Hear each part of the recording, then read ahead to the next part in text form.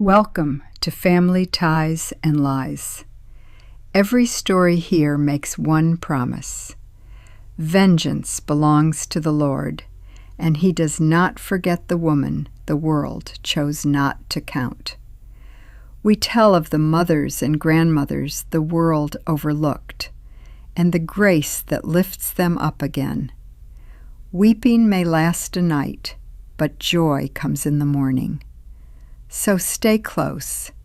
Today, that morning begins before dawn, in a kitchen, with a woman still pouring coffee for a man who is gone. For 38 years, the first thing I did every morning was make 2 cups of coffee. One for me, one for Dale. I woke at 5:47, the way I had woken for 38 years. Before the phone, before I read a single word, before the day had a chance to ask anything of me. 2 cups. It was the closest thing to prayer that a practical woman like me ever allowed herself. Dale had been dead a year and a half, and I was still making 2. I would set the second cup on the counter and watch it go cold, and stand there longer than any sensible person should. I want you to hold on to that picture because it explains everything that came after. A woman so lost inside her own grief that she was pouring coffee for a ghost. And while she did, someone she trusted was quietly carrying $3.1 million out the back door of the company she had spent her whole life building. The morning I finally walked into that boardroom, my name had not appeared on a single legal document in 38 years. And the man sitting in the chair where my husband used to sit, the man who had taken that money, dollar by dollar, through a company that existed only on paper, looked up at me with the warm, untroubled face of someone who believed I was still too broken to count. He had called it love. The concern, the phone calls, the flowers left on my doorstep. He had called all of it love. I need you to understand something now, before I tell you the rest. The money was never the worst of it. The worst of it was this. I had given the best years of my life to people I should never have trusted, and I had given them gladly. I want to tell you what happened when I walked through that door. But to tell you that, I have to take you back 18 months to the first morning I returned to the office after Dale died. I had not set foot in that building since the week of the funeral. I had been running the company from my kitchen table, signing what needed signing, approving what needed approving, the way you keep a houseplant alive when you cannot quite bear to look at it. I had driven past the building twice in those 18 months. Once to collect a box that someone had packed for me without being asked. Once by accident, on a road I should have known to avoid. Both times I looked straight ahead and kept driving. The building sat in Midtown Nashville, 6 stories of brick that had been renovated just enough to look deliberate. Dale and I signed the lease on our floor in the late 1980s, back when we were far too young to be certain of anything and far too certain to admit it. 30 years later, his name was still on the directory in the lobby. Just his, Calloway. I had never once asked them to add mine. I told myself that was not the kind of thing that mattered to a woman like me. That morning I made my 2 cups out of habit, left the second one cooling on the counter, and drove in before the staff arrived. I parked in the corner of the back lot, the same spot I had used for 3 decades. The building looked exactly as it always had. Buildings do not rearrange themselves for your grief. I took the elevator to the 4th floor and let myself into my office. Someone had kept my desk clear. I did not know who. The chair had been pushed in with a precision I never used. The early spring light came through the window at that particular Nashville angle that makes ordinary objects look briefly important. And for a long moment I just sat in it, in the room where I had worked without credit for 38 years, feeling how strange it was to be there without him. Then I opened the distribution reports. I had always handled distribution. It was never formally decided. It simply became true because I was better at it and I cared more. And I would sit with the numbers late at night when the only other thing to do was lie awake worrying. The first report looked ordinary. So did the second.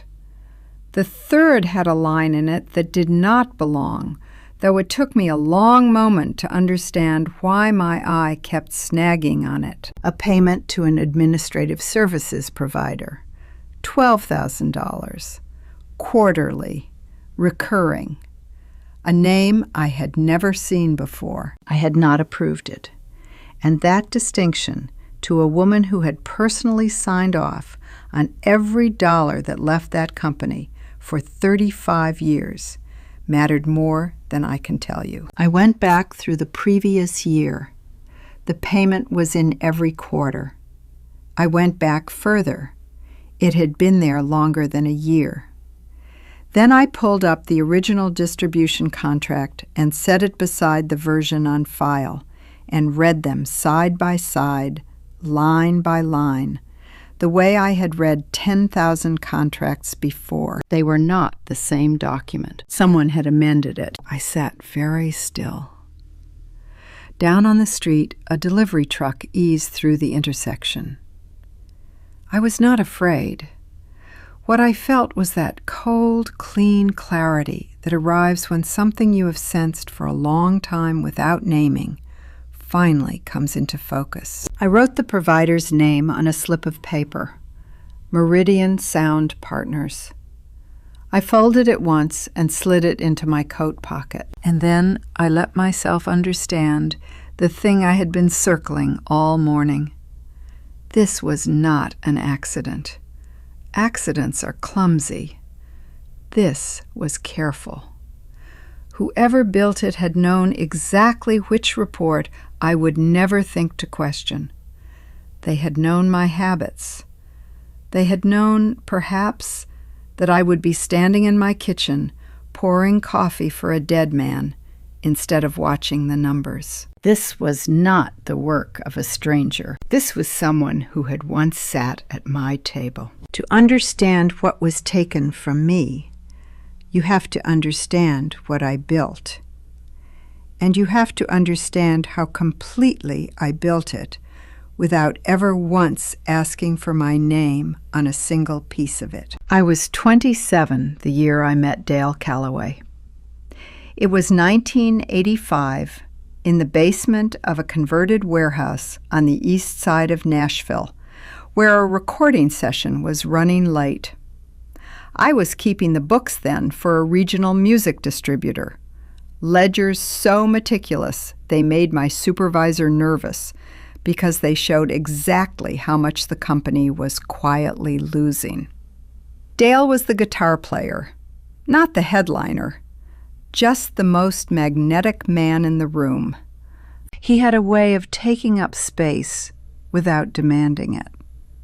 He played 3 chords in the second hour, and the whole room leaned toward him without noticing they had moved. I noticed.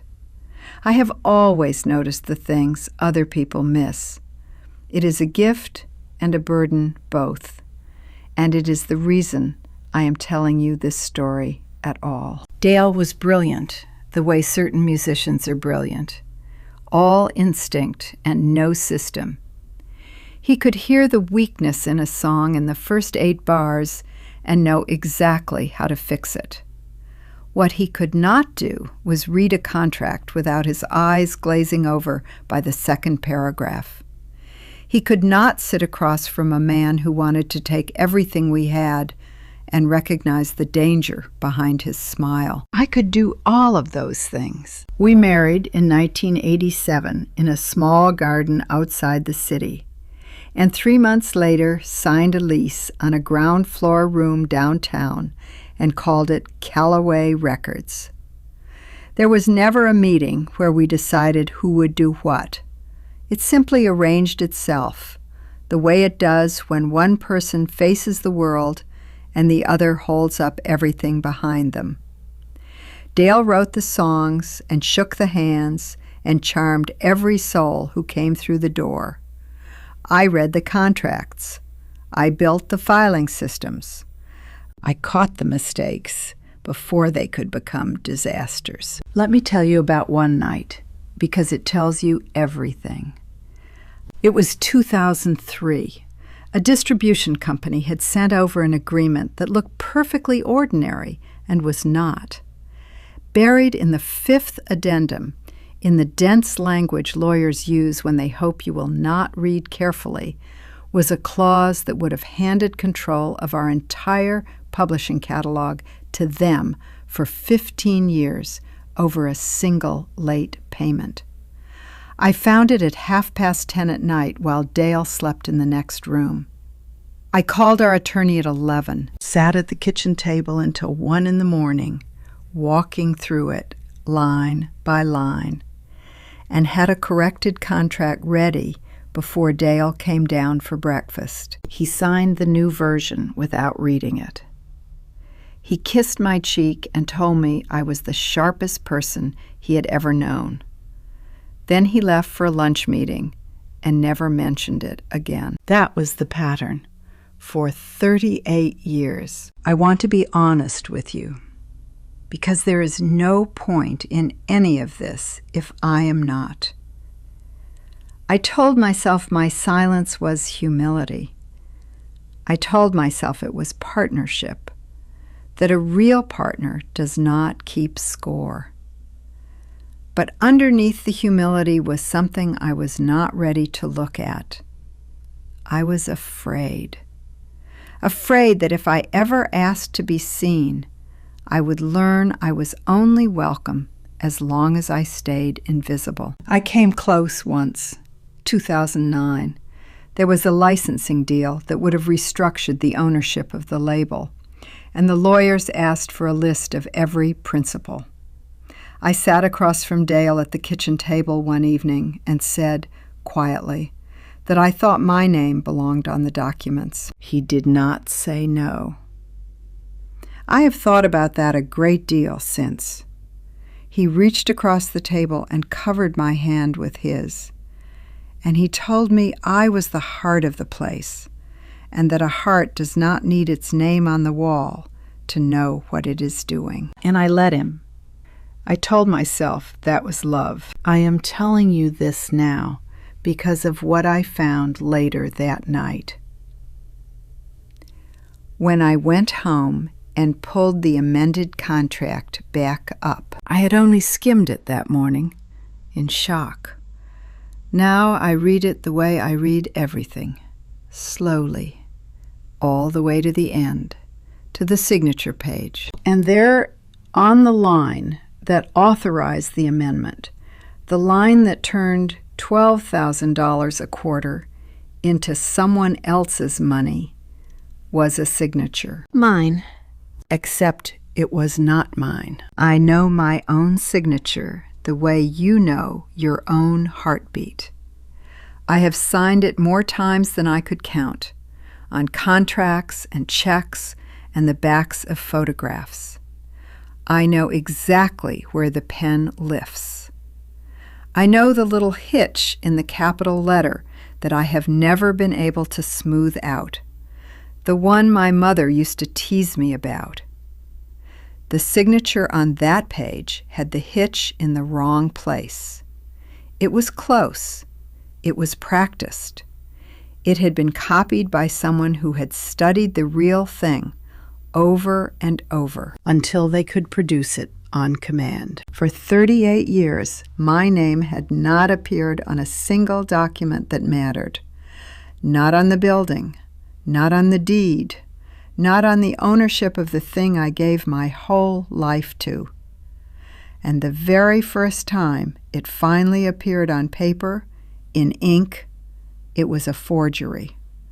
Someone had used my name to rob me because they understood the one thing Dale had spent 38 years gently teaching me to believe, that a woman like me would never think to look. I sat in the dark a long time with that page in my hands. Then I asked myself the only question that mattered. Who had ever seen my signature closely enough and often enough to learn it by heart? I could count them on one hand, and I knew every single name. I told you I could count the people who had seen my signature on one hand. The first finger I counted was Ryan. But you cannot understand what Ryan did unless you understand who he was. And you cannot understand who he was unless you understand where he came from.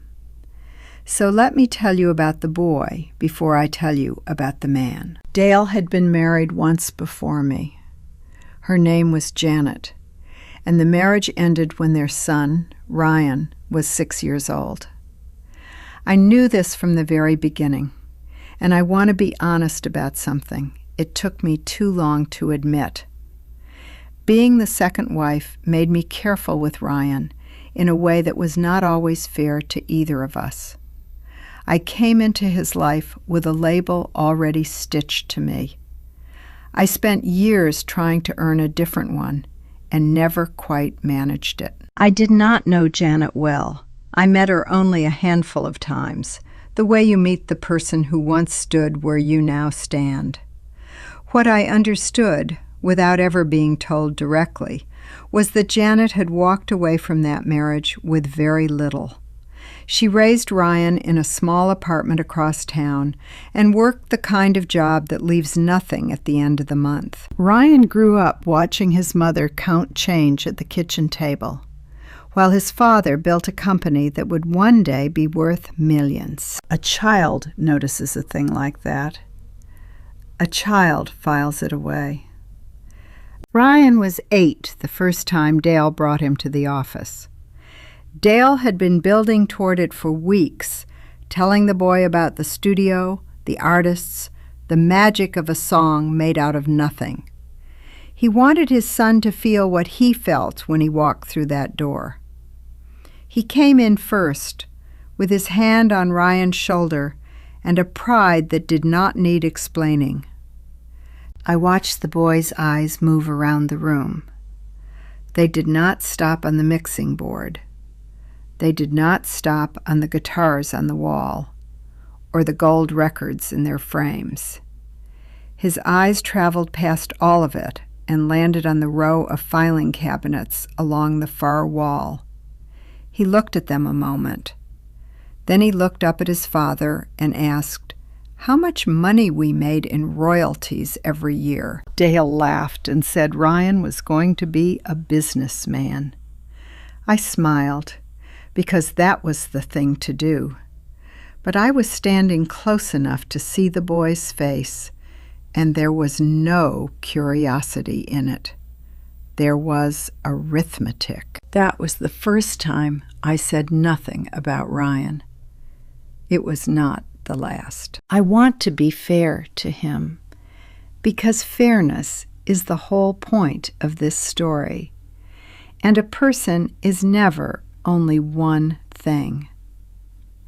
There was a summer, the year he was 11, when he spent 2 weeks helping Dale in the studio, and I watched him laugh at something his father said and forget for a few hours to be guarded. I saw the boy underneath then. He was in there. I have held on to that memory because it is proof that what he became was a thing he chose, not the only thing he could have been. He grew into a man easy to like and nearly impossible to trust. He had studied charm the way other people study for an exam. He remembered the small details that make a person feel important to you. What he could not do, in all the years I watched him, was care about something that did not, in the end, come back around to him. When Dale offered him the role of Vice President of Operations the spring after business school, I said nothing. I told myself it was practical. He had the degree. He wanted in. The truer reason, the one I did not say, even to myself, was the old guilt of the second wife. I had no right to stand between a father and his son. So I stood aside. Dale's health began to fail in the autumn of 2019, slowly and then all at once. Ryan stepped into the day-to-day with an efficiency everyone praised. One of the first things he did was rebuild the financial reporting system. He called it a more streamlined interface. He explained it to me in language detailed enough to sound careful and vague enough to avoid a real question. I asked him one thing. He answered it smoothly. I did not ask a second, because I was at the hospital 3 afternoons a week, and my attention was not where it should have been. I understand now what that year of streamlining really was. It was a year of access, a year of standing at my elbow while I signed things, a year of learning the hitch in my capital letter by heart. On the morning Dale died, I was in the chair beside his bed when his breathing finally stopped. The nurses came. The doctor came. I stayed with him a while because I was not ready to walk into a world where he was past tense. And through the door, in the hallway, I heard Ryan's voice. He was on the phone, not to the funeral home, not to a single soul who loved his father. He was on the phone to the company's attorney, and his voice had the clipped, relieved tone of a man who had been waiting a long time to make that call. I told myself it was grief. People reach for strange things when the world tips over. But there was something else I told myself nothing about, and I am going to tell it to you now, because it is the thread that unravels everything. Not long after we buried Dale, Sarah said something to me about the company, a specific thing, about what Ryan meant to do with it, a thing I had not told her, because in those early weeks I did not yet understand it myself. I had not told my daughter anything. So how did she already know? I did not chase the question about Sarah. Not yet.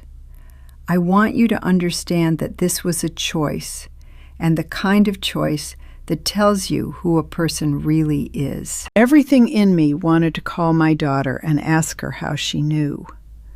But I had spent 38 years learning a hard, unglamorous truth. Money leaves a trail. People do not.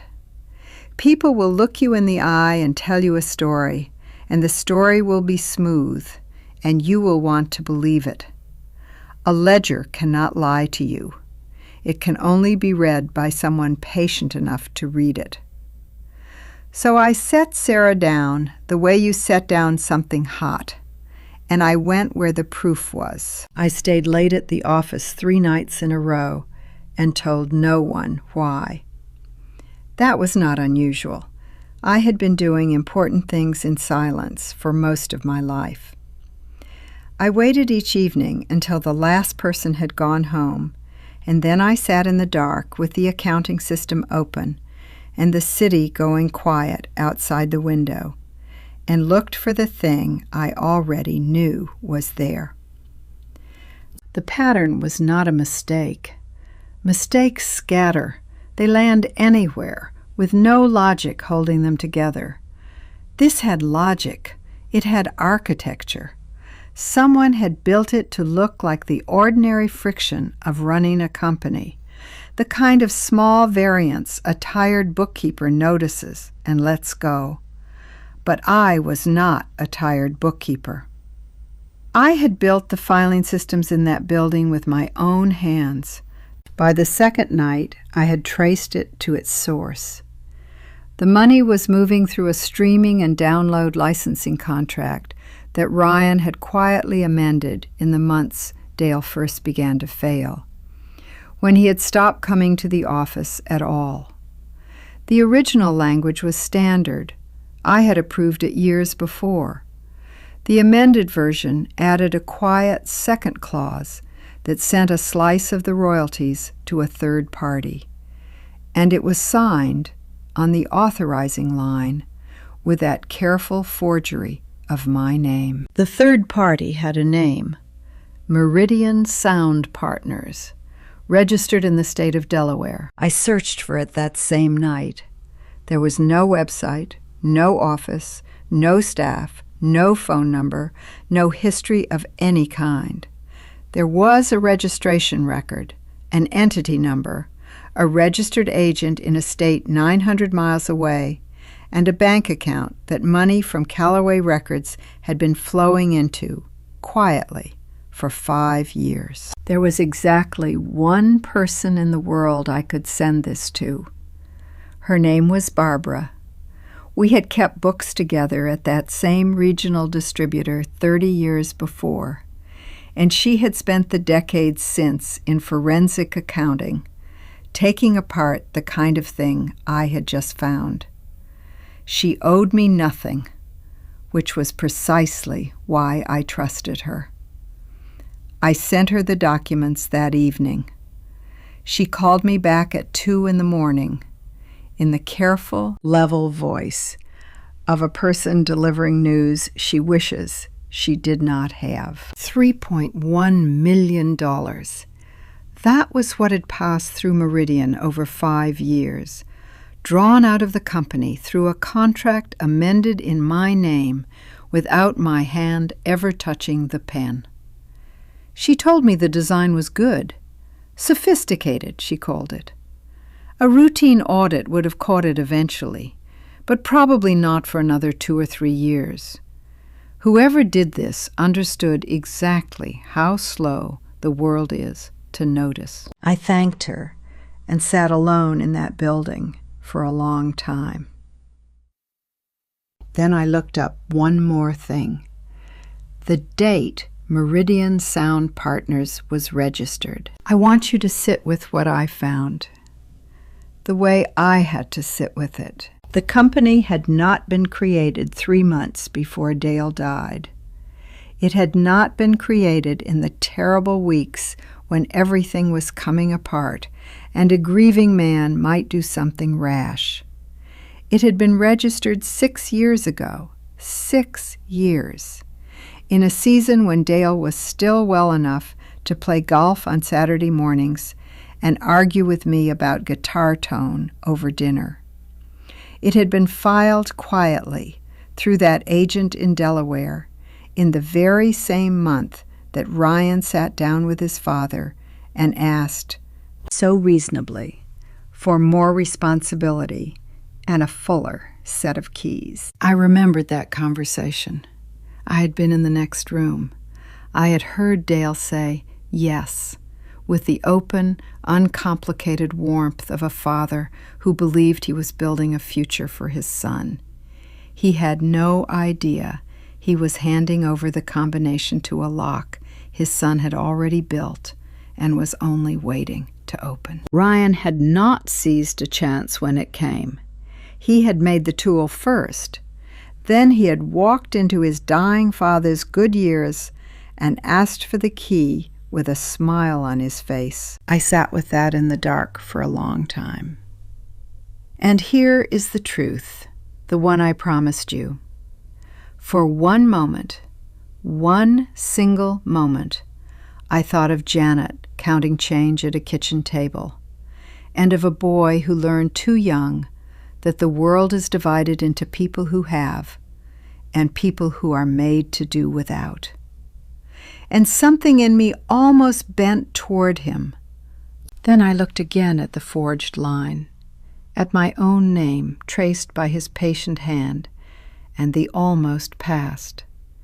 A wound does not excuse a theft, it only explains it. And I had work to do. I printed everything. The amended contract, the forged signature, the Meridian filings, Barbara's 5-year record, page after page after page. I gathered them into a folder and squared the edges against the desk, the way I have squared the edges of every important thing in my life. And as I reached for my coat, my phone lit up on the desk beside me. It was a message from Ryan. He was coming to town for the weekend. He wanted, he wrote, to take me to dinner. He said he had been worried about me. He arrived on Friday evening with flowers. They were the kind you buy from the bucket by the register at the grocery store, the kind that look thoughtful without having cost much thought. He held them out to me in the doorway and pulled me into a hug that lasted a beat longer than it needed to, and he asked, against my ear, how I had been sleeping. If I had not spent the past week tracing $3.1 million into a company he had built while his father was still healthy, I might have found that hug a comfort. That is the thing about a good performance. It is designed to comfort you. It is built for nothing else. Sarah was already there. She had driven up that afternoon, and the three of us sat down to the dinner I had cooked, with the calm, careful surface of a family leaning on one another through their grief, which is exactly what we appeared to be. The food was warm, the conversation was gentle. Anyone watching through the window would have seen a family holding itself together with grace. I had read contracts for hidden meaning for 38 years. I could sit at my own table and track every sentence in the room. Ryan was good at this. He moved the conversation the way a man moves a small boat, with little corrections you do not notice until you look up and find yourself somewhere you did not choose to be. He talked about Dale, which was the right thing to do, and he did it with exactly the correct measure of warmth and sorrow. He talked about the streaming business and the trouble facing small labels. He talked about legacy, about building something that outlasts you. And slowly, without ever saying it outright, he steered us all toward the only question he had driven 4 hours to ask. What came next for Callaway Records? And who, in my fragile condition, should be the one deciding it? Sarah followed him without seeming to follow. She asked the questions that opened the door for his answers. She leaned in at the right moments. I do not think she knew she was doing it. He had spent enough time with her in the weeks I knew nothing about to learn how to point her without her feeling pointed. And then he did the thing I will remember longest. In the middle of a sentence about the year ahead, he turned slightly towards Sarah and spoke about me as if I had left the room. He said, "She looks so much better, doesn't she?" He said, "I've been worried sick." He said it the way you say a thing about a person who is not there to hear it. I was sitting 18 inches to his left. It was the third time he had done it that evening. I had been counting. I owe him this much, to show you the whole of him. For one moment, when he spoke about his father, his voice caught, and the catch was real. I have known him since he was 8 years old, and I know the difference between his performance and the boy underneath. And for that 1 second, the boy was there. Whatever else Ryan was, some part of him had loved Dale. Then I watched him take that real grief and fold it smoothly into the service of what he wanted. That is the most frightening thing I learned about him at that table. The feeling was genuine. He simply used it anyway. After dinner, he stayed to help clear the dishes. Sarah stepped down the hall, and for the first time all evening, Ryan and I were alone in the kitchen.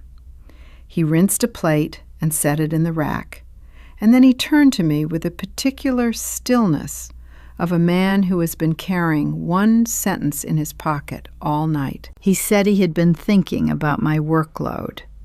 He said he knew how much I had taken on since Dale died, and that it was simply too much for one woman, especially now in this season of grief. He said it gently, with what truly sounded like love. And then he said the sentence he had driven 4 hours to say. He thought I should let him take over the accounting. He said I had done enough. He said I deserved to rest. He held my eyes while he said it, the way people do when they need you to believe the knife is a gift. I looked back at him, and I gave him the smile I had been giving rooms for 38 years. The smile that lets people read me however they need to, while I think something else entirely. I told him that was very thoughtful. I told him I would think about it. He left an hour later. I stood at the kitchen sink after his taillights cleared the drive and let the house go quiet around me. I turned on the water and washed my hands and watched the soap run clear down the drain. I was not thinking about his offer. I had stopped thinking about it the moment he made it. A man does not ask for the keys to the accounts unless he is about to need them clean. There was a board meeting coming. He was clearing the room of the one person who could read the numbers. He believed he had made a kind suggestion to a tired old woman. He had actually handed me a deadline, and standing there with my wet hands and the quiet house, I understood that I needed something stronger than a folder of printed pages. I needed protection that Ryan could not see coming, could not reach, could not undo. I had spent 18 months avoiding the one room in this house that still belonged entirely to Dale. It was time I went into his study. I had not opened Dale's desk in the 18 months since he died. It was not sentiment, or I did not think of it that way. The desk ran on a system only Dale understood, and the one time, early in our marriage, I tried to organize it, he spent 2 days unable to find anything and finally asked me, with great patience, never to do it again. I kept that promise for 38 years. Even after he was gone, I could not quite bring myself to break it. But I needed legal documents, and need moves through sentiment the way water moves through sand. I went into his study on the Sunday afternoon, 3 days after Ryan's dinner, and stood in front of the desk a moment before I touched anything. It was exactly as he had left it. A legal pad covered in his handwriting. A coffee mug he used to hold pens, though the pens had long gone dry. A small framed photograph of the two of us at the coast the year before his diagnosis, both of us squinting into the sun. His reading glasses folded on top of a guitar catalog he had always meant to call about. I moved through them slowly, the way you handle objects that cannot be replaced. The locked drawer was in the lower left of the desk. I had always known it was there.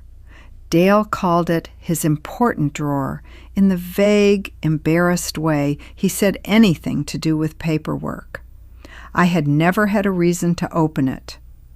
By the quiet logic of our marriage, his important drawer was none of my business. The key was in a small wooden box on his dresser, where he kept the things that fit nowhere else. A spare watch battery, a single cufflink with no partner, a folded receipt from a restaurant we had loved years ago, small and brass and worn at the teeth. I knew it the moment I saw it. I unlocked the drawer and opened it. Inside, there was a thick manila envelope, and resting on top of it, a single sheet of paper folded in half. It had been torn from a legal pad, and the handwriting was Dale's, larger than usual. The letters pressed hard into the page, the way his writing went when he worked at something that did not come easy. You have to understand, Dale was not a man who wrote things down. In 38 years, I had gotten perhaps a dozen notes from him, and nearly all of them were grocery lists. He spoke through presence and his hands, and the particular weather of his silences, which I had learned to read. What he had written was not long. 5 sentences. They were not beautiful. He was not a beautiful man with a pen. But they said what they said, plainly, with nothing held back. He knew what I had built. He had always known. He wanted to be sure that no one could ever take it from me. I should open the envelope when I needed it. I would know when. I read it 3 times. The 3rd time, I sat down on the floor of his study with my back against the desk, because my legs had decided that standing was no longer reasonable. And I cried. Not the way I had cried in the early weeks, in sudden fragments, in the cereal aisle, in the car. This was different. This had a single source, the way a river has a source. And the source was 38 years of being known by a man who never once learned how to say so. And then losing him a year and a half before I found the proof of it, folded in a drawer. He had seen me. He had always seen me. He just had not known how to say it while he was alive to say it. There is one small thing I noticed and set aside, because it would matter later more than I knew. He had written it like a man who understood exactly how a thing like this gets done, like a man who had watched something be taken from someone once and learned the shape of it. I did not let myself ask why. Not yet. I wiped my face on my sleeve and opened the envelope. The papers inside were dense and formal, but I had read documents like them for 38 years, and the shape came clear within 2 pages. Dale had created what the paperwork called a Music Catalog Protection Trust. It held 847 songs. The core of the catalog, the reliable heart of it, the songs that paid for everything. And the trust was built so that no transaction touching a single one of them could go through without my signature, verified independently and in person. In person, I sat very still with that phrase. Dale, who had watched my name stay off every wall for 3 decades, had built a vault that required me. Not my name on a page where a patient hand could copy it. Me, in the room, in the flesh. He could not have known a forged signature was the very weapon being turned against me. And yet the thing he built was the one thing on earth that forgery could not touch. I looked at the calendar by the window. Ryan had called a board meeting for the coming Friday. I counted the days. 7. At the bottom of the last page was the name of an attorney I had never heard of, a man with no connection to the company Ryan had spent years learning to control. It was too late to call that night, but in the morning, first thing, I would. Dale had left me a weapon. It had been waiting in that drawer for me to be ready to use it. I was ready, but the house was not finished with me. Before I could lift that weapon, it had one more thing to take. That same night, I sat down to print the documents I would need, and I found the thing I had spent 18 months not letting myself see. The computer in the spare room was already on. Sarah had used it during her visit and done what she always did, close the screen without logging out of anything. Her email sat open, waiting, the way a door sometimes stands open into a room you were never meant to enter. I moved the mouse to close it. I want you to know that about me. I am not a woman who reads other people's letters. I had been trusted with confidential numbers for 38 years and never once betrayed it, and my own daughter's private words were held by that same rule. Then I saw Ryan's name in the subject line of the most recent message, and I stopped. I am not going to tell you it was right. I did not tell myself that either. I simply stopped, and I read the subject, and then the line beneath it, and then scrolled to the top of the thread and read the whole thing from the beginning. I did it the way I have done every hard thing in my life, deliberately, knowing exactly what it would cost me. The first message was dated 14 months back, 4 months after we buried Dale. And here is the small fact that turned my stomach to ice, the one you have been waiting for as long as I was. Sarah had said that thing to me about Ryan's plans only weeks after the funeral. Weeks. The first email was 4 months later, which meant these letters were not the beginning of anything. They were only the part that got written down. Ryan's opening message was careful. He began with worry for her and for me. He wrote about how hard the transition was, how important it was to plan for the future of the company. He used the word family more than once. He used the word stability.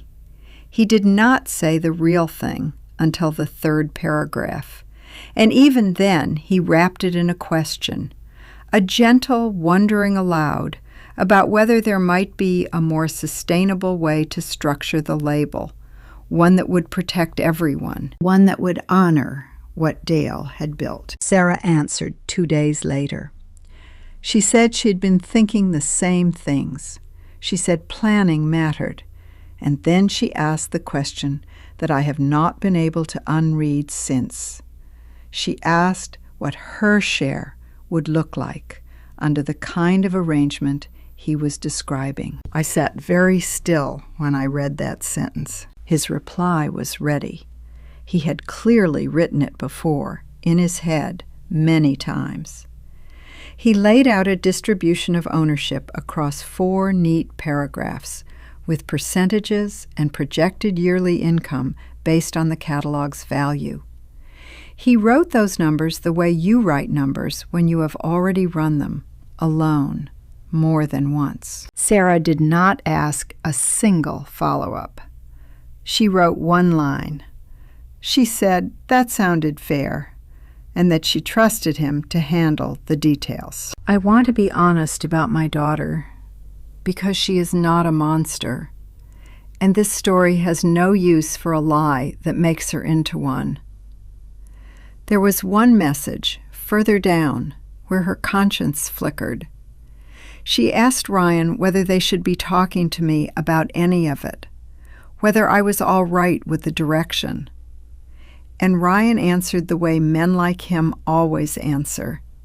He told her he was only trying to spare me the stress of it in my fragile state. He told her the kindest thing they could do was carry the weight for me. And Sarah let it go. That was the part that broke something in me. Not the greed, the surrender. My daughter had been handed a door back to honesty, and she stood in front of it, and she chose the easier room. I knew that choice better than anyone alive. I had made it 1,000 times myself at that very kitchen table, and called it keeping the peace. I had taught it to her without ever meaning to. There were 11 more messages over the months that followed, each moving the plan a little further along in that same warm, careful language that never once said out loud what it was doing. I closed the laptop. I did not slam it. I closed it quietly, a cover lowered on something I had finished reading, and I did not cry. The drawer in Dale's study had been the last of my tears. There was nothing left in me for this. Instead, I took out my phone and opened the notes and typed the date, the account, and a flat summary of the thread in the same plain language I had used to record information for 38 years.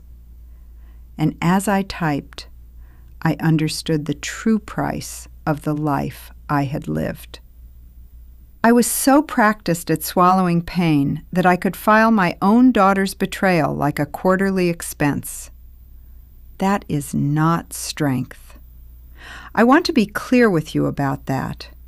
That is a wound that has learned to look like strength. When I was done, I sat in the dark a while. What I understood, sitting there, was that I was alone. There was no one left whose side was reliably mine. No one I could call tonight and speak to without weighing every word. I was the only person on earth holding all the pieces at once. I waited for that to feel like grief. It did not. It felt like clarity. When there is no one left to protect, there is nothing left to soften, and nothing in your way. I could move in a straight line from where I stood to where I needed to be. For the first time in 38 years, I did not have to manage how a single other person felt about what I was about to do. In the morning, I would call the attorney. I would be ready. I believed, sitting there, that I finally understood the whole shape of what had been done to me. I was wrong. The worst of it had nothing to do with Ryan, or Sarah, or the money at all. The attorney called at 9 o'clock that evening. His name was Warren Hale, and Dale had chosen him the way Dale chose everything that mattered, quietly and well. He did not waste my time, which I valued more than I can say. He told me Ryan had filed a response. That much I expected. What I did not expect was its shape. Ryan had not merely disputed the trust. He had attached a second filing, a set of old records pulled from a county archive, from the dissolution of Dale's first marriage in 1987. And Warren, who reads these things the way I read a ledger, told me plainly what it was. It was not a legal argument. It was a threat.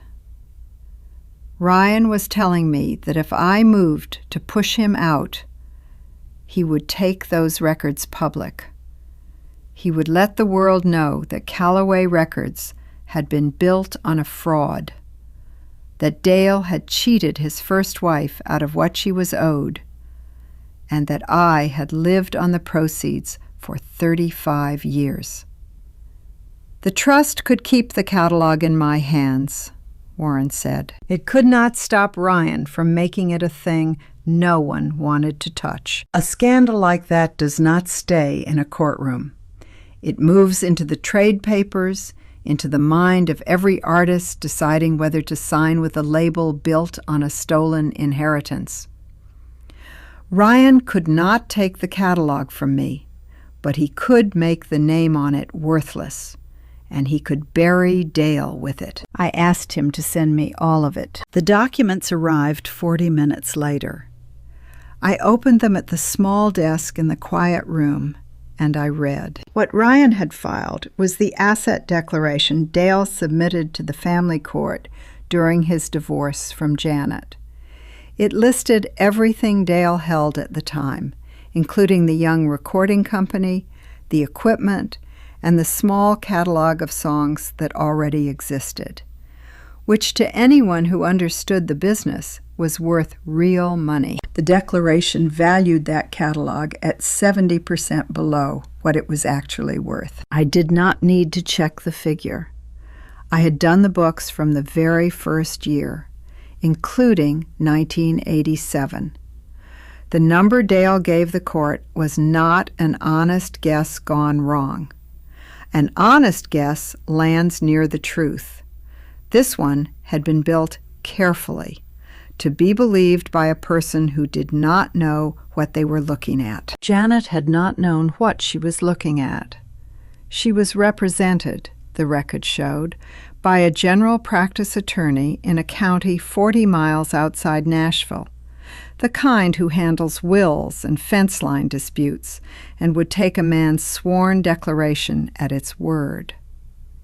She walked away from that marriage with a fraction of what she was owed, enough to begin again, not enough to build anything, and the catalog she had watched come into being went on growing and became the foundation of everything I would later call mine. Janet died in Memphis in 2019.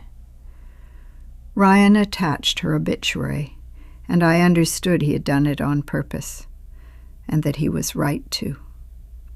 She had worked as an office administrator for the last 20 years of her life. The obituary mentioned no pension and no savings. It said she had been a devoted mother and that services would be private. I set the phone down and looked around the room. Every comfort in that house had been paid for by the same catalog that was made to look small in a courtroom in 1987. So the woman who came before me would leave with less than she had earned. I did not do that. I was not there. I never saw those documents. But I had stood on the floor they built. For 35 years, I had lived on income that belonged, in part, to a woman who died without it. And then I understood the thing I had set aside in Dale's study. He had written that letter like a man who knew exactly how a thing like this gets done, because he did know. The same hands that built me a vault no forger could touch had, decades before, built Janet a number she could not see through. He had protected me with the very skill he used to cheat her. I do not know how a man holds both of those things in one life, but Dale did, and I had loved him through all of it without ever knowing the second half. I walked out the back door into the garden, where Dale used to sit on summer evenings in the chair nearest the rose bed. I had never moved the chair. I stood and looked at it a long time. For 3 days I had felt untouchable because I held a trust no forgery could break. Standing in that dark garden, I finally understood what the trust did not cover. It could lock the catalog away from Ryan forever. It could do nothing about a cornered man willing to set fire to Dale's name and mine on his way out the door. The thing I had built was safe. Everything it stood for was not. And for the first time in all of this, I was afraid. I had walked into this fight believing the lines were clean. Ryan was taking what was not his. I was protecting what was mine. But the law and the moral truth are not always the same document, and I had just been handed the proof of it. What was legally mine and what had been done in my name to put it there were not the same question, and no court was ever going to make me face the second one. Only I could. Ryan was not wrong that something had been stolen from his mother. He was only wrong about how to answer it. I went back inside. There was a decision waiting for me, and it was not a legal one. And I was beginning to see that the only way to take Ryan's weapon out of his hand might be to fire it myself. I did not sleep that night, but the not sleeping was a different kind than I was used to. Most nights since Dale died, my mind had circled the same ground, worrying the same frayed places until the sky went gray. This night did not circle. This night went straight through. I sat at the small desk with the documents spread in front of me and made myself look directly at the two things I had been avoiding. The way you avoid looking at something too bright. The garden had taken the sideways angle away from me. There was nothing left to do but look straight. The first thing was Sarah. For days I had told myself a kind story, that she was confused, that Ryan had framed it so his proposal sounded loving, that her silence in those emails was grief, not agreement. I had told myself these things because they were lighter to carry than the truth. And the truth, read with clear eyes, was this. My daughter had not been confused. She had asked, in her own words, what her share would be. She had been handed the numbers, and she had said they sounded fair. That is not confusion.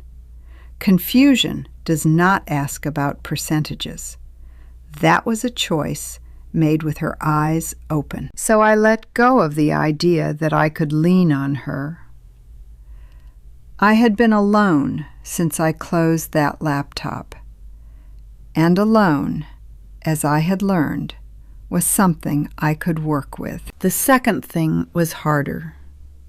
And it was not about Sarah at all. Ryan was a thief. I had wanted him to be only a thief, because a thief is simple. But a man can be a thief and also be answering something real. And Ryan was both. And pretending he was only the first was a comfort I could no longer afford. His mother had been cheated. The blade used to cheat her was the same catalog I had spent my life guarding, the same catalog that had paid for the chair I was sitting in. I did not hold the knife, but I had eaten for 35 years at the table it bought. I let myself imagine winning, and only winning. The trust holds. Ryan is removed. I keep the catalog, the label, the house. I keep all of it, clean and lawful, handed to me by a court that owes Janet nothing. And then I made myself sit with what that clean victory would leave untouched. The crack in the floor, the lie at the bottom of everything I had ever called ours. And I understood, in the dark, that the lie was not only a weight on my conscience, it was the loaded gun in Ryan's hand.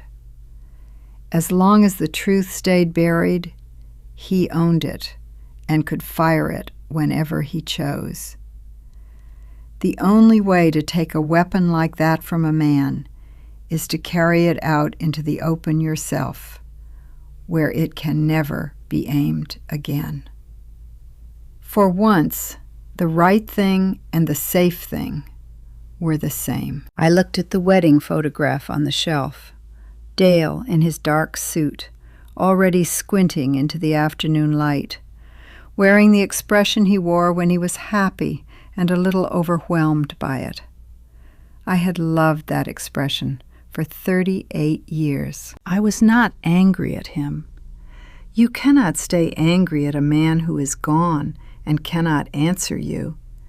And I had lived long enough to know that people carry what they are proud of and what they can never speak of in the same body all their lives. Dale had done a shameful thing in a courtroom in 1987. He had also, in a locked drawer, tried to shield me the only way he knew how. Both were true. Neither one erased the other. The question was not how to forgive him. The question was what I was going to do now, holding both of those Dales in my two hands at once. At 4 o'clock in the morning, I got up and went into the kitchen, and I made 1 cup of coffee. 1, not 2. I want you to understand what that cost me, because from the outside it is nothing. A woman and a coffee pot before dawn. For 18 months, my hand had reached for the second cup on its own, ahead of my mind, every morning. This was the first time I took down 1 cup on purpose, knowing it was 1, and let the second place stay empty. It was a small thing, and the hardest thing I had done all night. I was not just deciding what to do about Ryan. I was deciding to stop pouring coffee for a man I now knew only in part. I drank it slowly at the counter, then sat down with a blank sheet of paper. I did not write a legal strategy. Warren could handle the law. I wrote something else. I wrote down what I wanted to be standing on when this was over. Not what I wanted to win, but what I wanted to be able to say I had done. On the morning I looked at myself and could not look away. It took about 20 minutes. When I finished, I folded the page and put it in the pocket of my robe, against my heart. At 6 o'clock, I called Warren Hale. He answered on the second ring, which told me he was awake and that he understood what kind of fight this was. I told him I knew what I wanted to do. I told him it was not only what the law required. I told him it was what I required of myself. He was quiet a moment, the careful quiet of a man weighing what that would mean. And then he said he understood, and that we should meet that morning. Outside, the sky over Nashville was beginning to lighten, the city coming back the way it did every morning, without asking anyone's permission. I had 7 days, and I finally knew exactly who I intended to be when they were over. Now I had to make Ryan learn it too. The 7 days had a shape, and I held to it without bending once.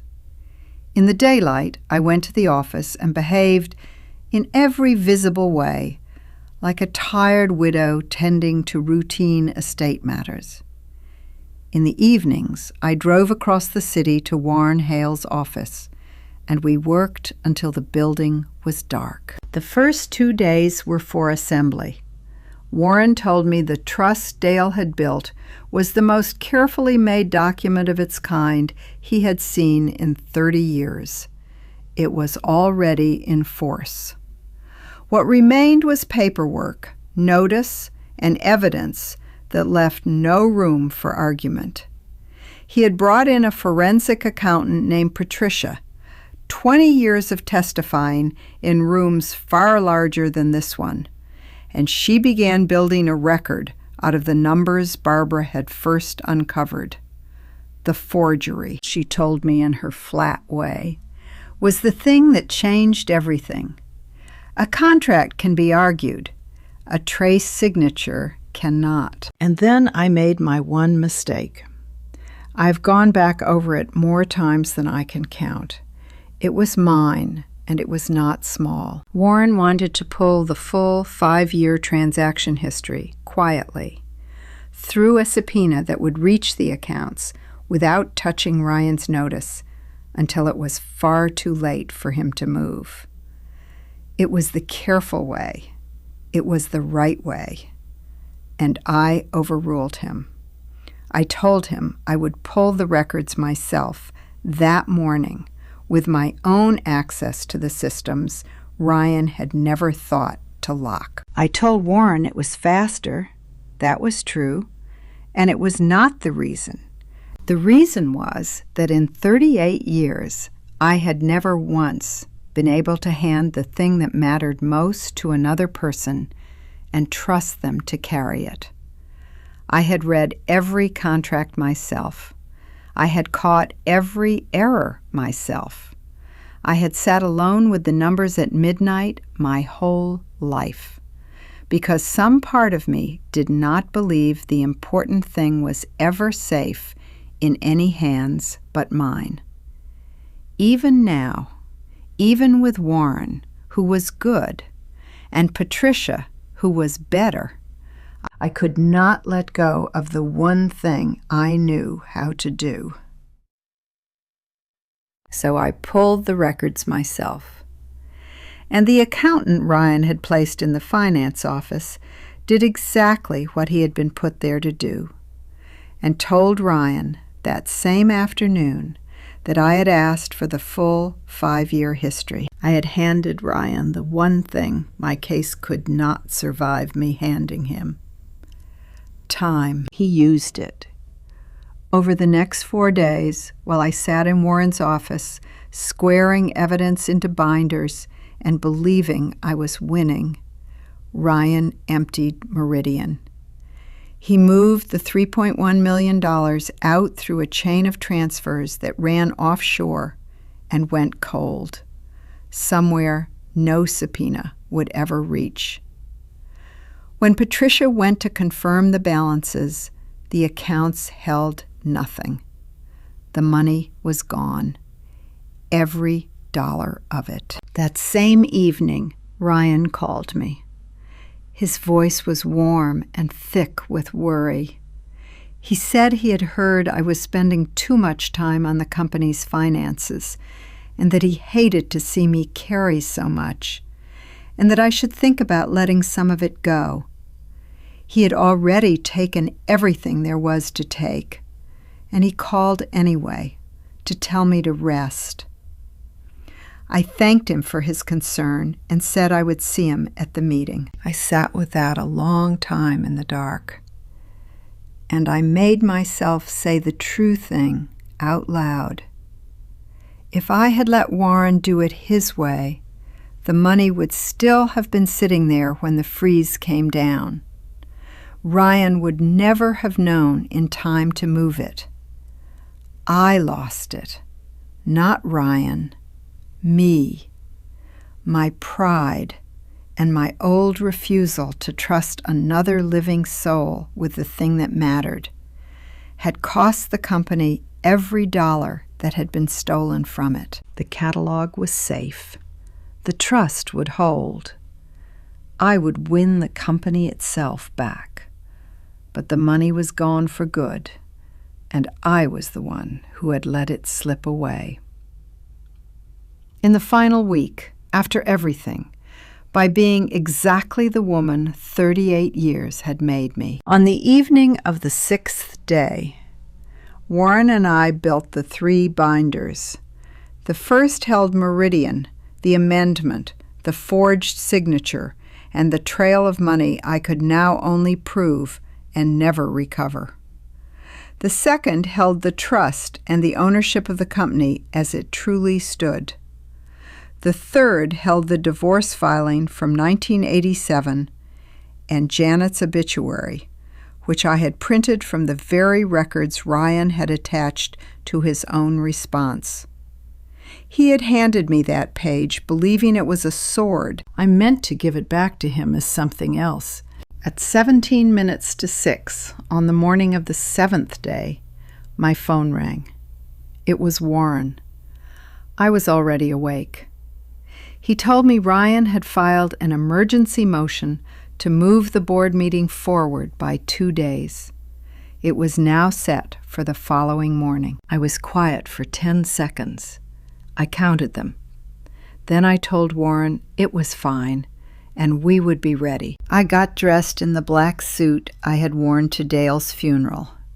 I had chosen it on purpose, not out of sorrow, but out of precision.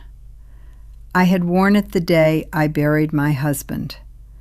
I would wear it the day I took back what he and I had built. I looked at myself in the mirror. I did not see a widow or a fragile woman who had been managed through her own grief.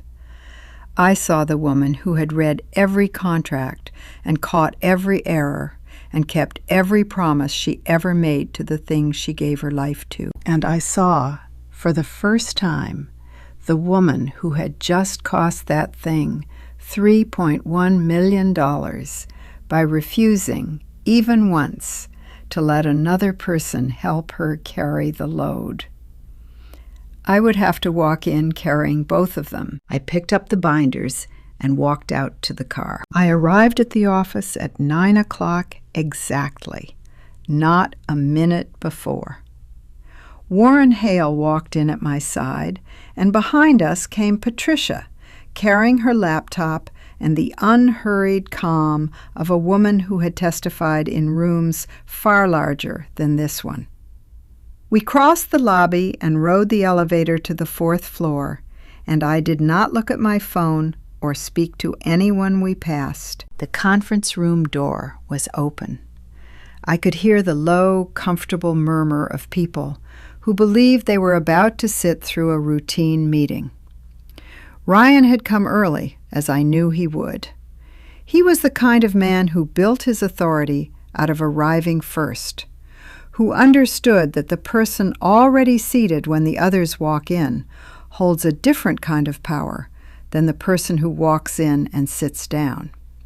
He was at the head of the table, in the chair where Dale used to sit, a thick folder squared in front of him, and a coffee at his right hand.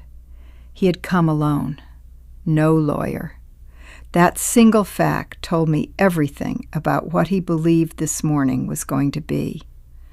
3 board members sat along the sides of the table. One of them was in the middle of a sentence when I appeared in the doorway.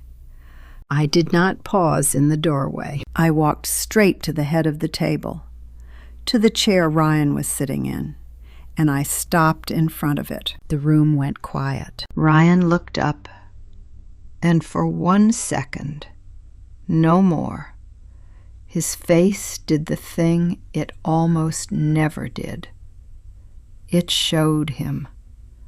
The smooth confidence he wore in every room he had ever entered flickered just once, because I had not done the thing he had rehearsed me doing. He had expected me to take a seat along the side, to settle in as a guest at a meeting he was running. That was where he had placed me in every version of this morning he had imagined. I had not imagined that version. I looked at him and said, in the same voice I would use to note a discrepancy in a quarterly report, that he was sitting in my chair. He stood. He managed it with reasonable grace, sliding to the next seat over and saying something light about not having realized. The easy recovery of a man who has spent years keeping a recovery ready.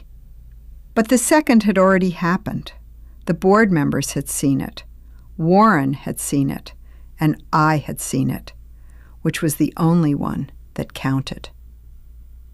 I sat down at the head of the table, in the chair that had been Dale's, and for just a moment I felt the full, strange weight of everything I now knew about the man who used to sit there. Then I set it down, the way I had set down so much, and I placed the 3 binders in front of me, squared to the edge of the wood. Warren took the seat to my left. Patricia opened her laptop at the far end and said nothing. I looked at the board members, not at Ryan. That was deliberate. Everything I was about to do was for the 3 people in that room who had not yet made up their minds, because Ryan's mind was not something I needed to change. What I needed was for the board to understand exactly what they were being asked to approve. I opened the first binder. Over the next 12 minutes, I laid out Meridian. I never used the word theft. I did not raise my voice or reach for anything built to stir feeling. I walked them through the amendment to the distribution contract, the routing of money to Meridian Sound Partners, the 5-year record, and the signature on the authorizing line that was not mine, copied by a patient hand. I said a summary in front of each board member.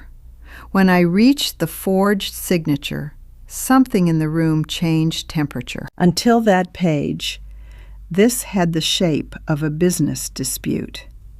After it, it had the shape of a crime. Ryan interrupted twice. The first time he said the Meridian arrangement was a legitimate operating expense under a properly executed amendment. Warren produced the original contract, the amended version, and a 3-page analysis marking 12 specific places where the amendment broke from standard practice in ways that benefited one party only. Ryan stopped talking. The second time he said the transaction record was being mischaracterized, Patricia read 3 lines from her report without lifting her eyes from the screen.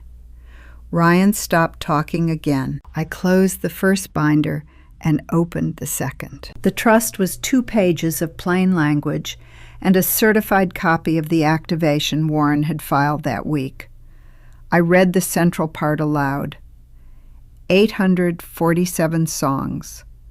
No transaction touching any one of them could go through without my signature, verified independently and in person. The restructuring Ryan had called this meeting to push through required moving catalog assets to a new entity. It could not proceed without my consent. The meeting itself could not proceed without my consent. Nothing he had planned for this morning could move at all, because the asset at the center of every plan he had made for years was not, and had never been, his to plan around. I watched Ryan read the trust. I watched the color leave his face in the particular way it leaves when a man meets a thing he cannot argue with. It was not anger. It was not grief. It was something quieter and more final. The look of a calculation arriving at a number the person running it did not want. The 3 board members were reading now, heads down over the binders, no longer looking at Ryan at all. That was the only confirmation I needed. I had 1 more binder. The room did not know that yet. I reached for the 3rd binder. No one expected it. I felt the stillness settle when I set it to my right, instead of pushing back my chair to show I was finished. Warren did not react. He already knew. Patricia kept her eyes on her screen. The board members, bent over the trust, looked up. Ryan looked up, and this time I looked back at him, directly. It was the first time all morning I had turned my full attention to him with the intention of being seen, not of presenting facts. He felt it. I watched his body make a small, involuntary adjustment, the way you brace for a thing you cannot name. I opened the binder. The first page was the asset declaration from 1987. I did not have to explain what it was. He knew. He had filed it himself as part of his own response, certain it was a blade he was handing his attorneys.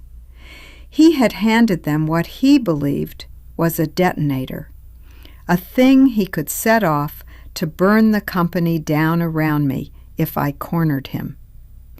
It had not occurred to him that I would walk into a room of witnesses and set it off myself. I said, without any preamble, that I knew about his mother. The silence that followed was different from any that had come before.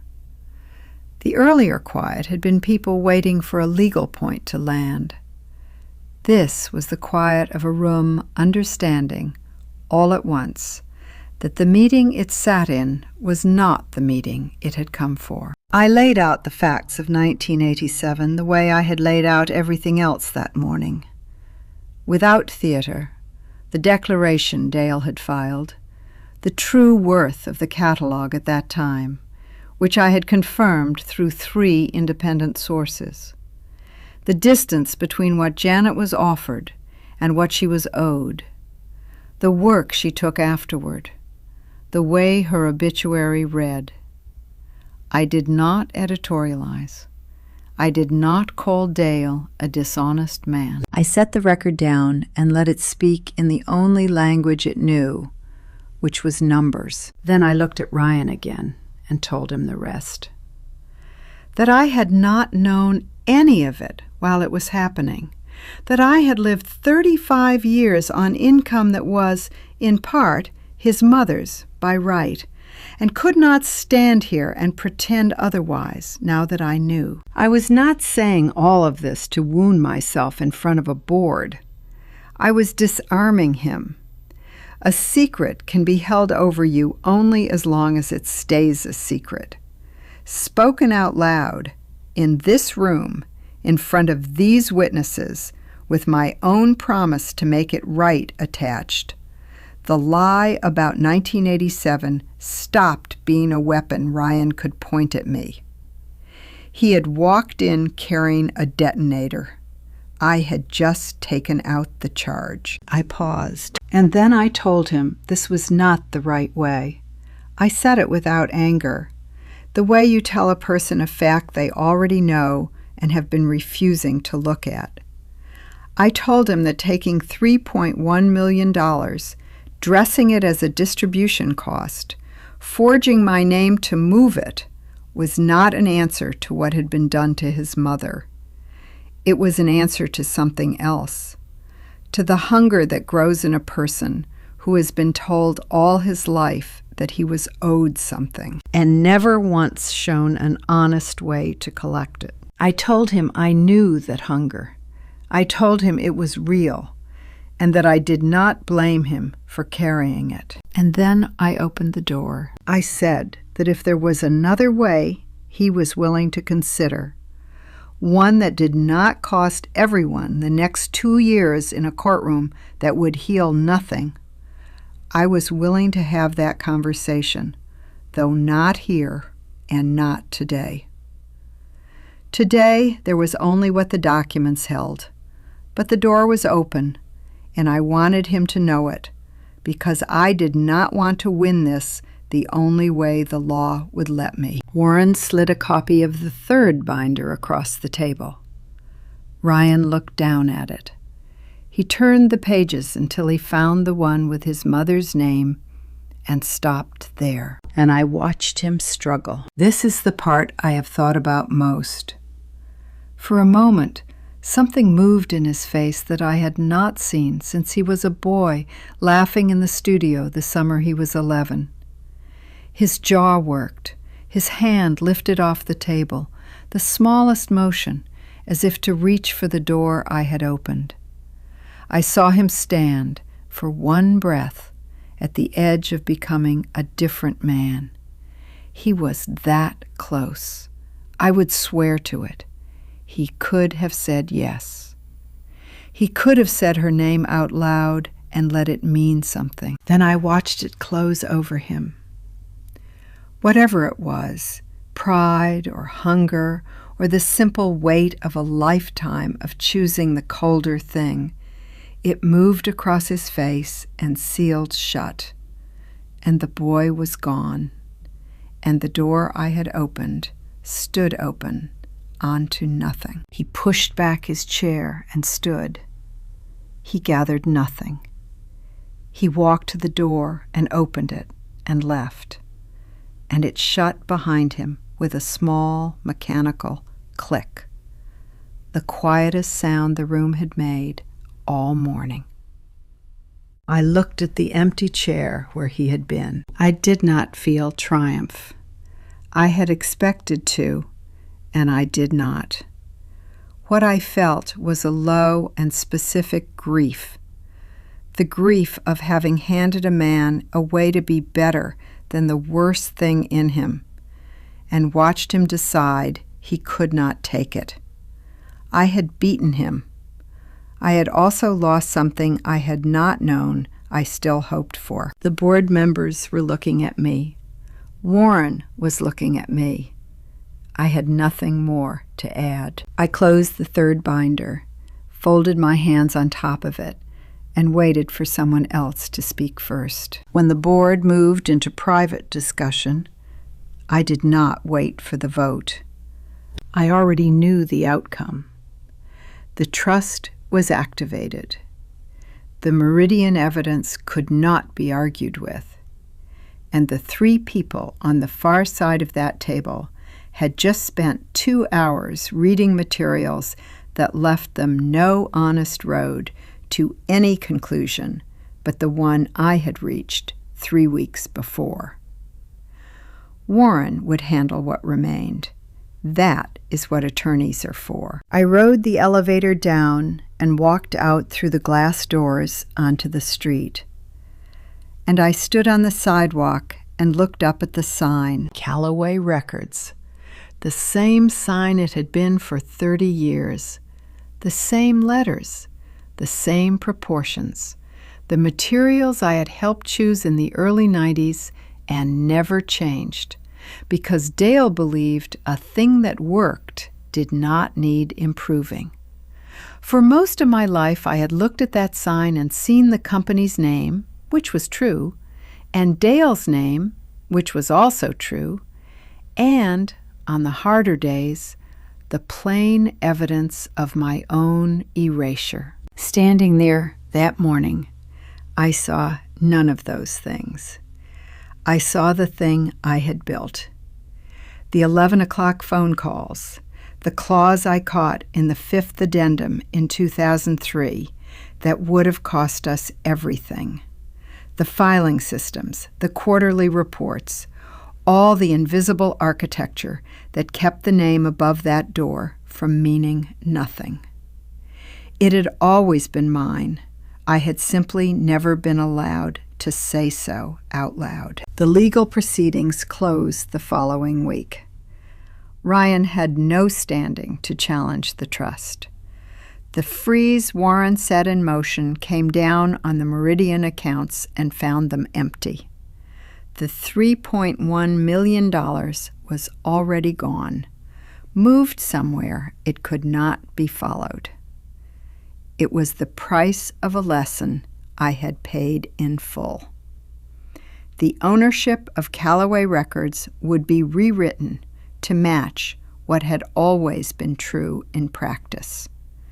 After 38 years, my name would finally stand in the documents where it had been earned, though the paperwork itself would take some months to complete. The board voted to remove Ryan from every role he had held.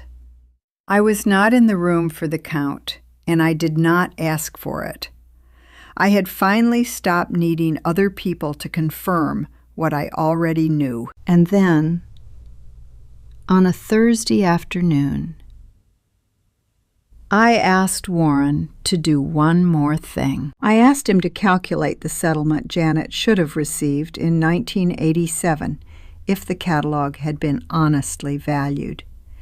Then to add to it 35 years of ordinary interest. Warren set down his pen and looked at me across the desk. He told me, carefully, that I was not required to do anything with that number. The trust, the ownership, the proceedings, all of it was legally separate from a divorce a court had settled decades ago.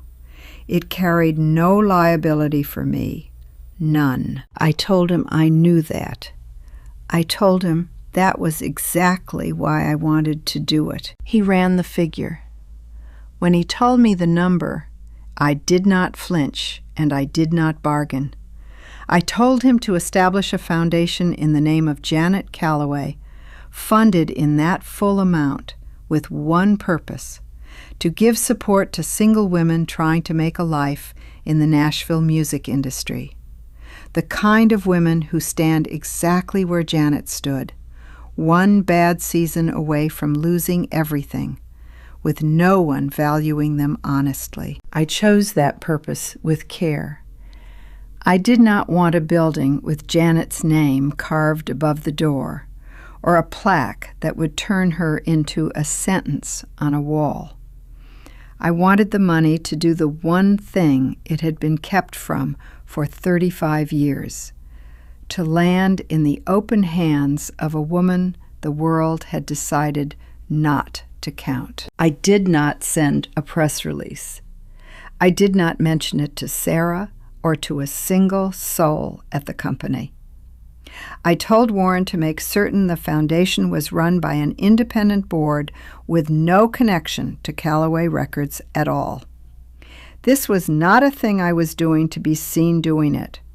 I had spent enough of my life learning the difference. 2 weeks later, Warren laid the founding papers in front of me. I read them the way I read everything, slowly, all the way through. And when I was satisfied, I signed on the line. It is hard to describe what happened in my chest when I set that pen down. I have thought about it a great deal and still do not have the right words. It was not relief, not the way relief usually arrives, with a loosening or a warm rush of finish.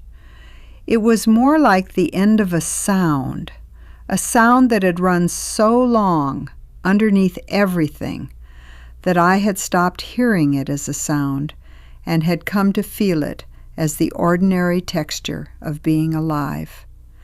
And when it stopped, the quiet was so complete and so unfamiliar that I sat in it a long while without moving. I drove home in the early evening. The sky over Nashville was doing the thing it does in late autumn, going orange and deep red at the edges, as if someone had decided it on purpose. I rolled down the window and let the air come through the car. I did not turn on the radio. I just drove and breathed and watched the sky do what it was doing without needing one single thing from me. The law was finished.